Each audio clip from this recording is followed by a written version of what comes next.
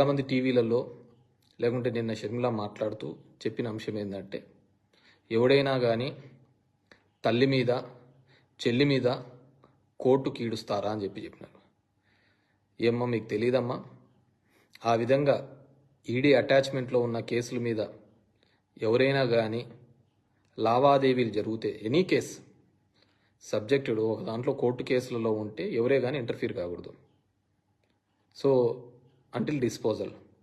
అలాంటిది కోర్టు కేసులలో ఉన్న దానిల మీద నువ్వు చేసి నువ్వు దానిల మీద ఇబ్బంది పెట్టాలనే కార్యక్రమం చేసినట్టే కదా.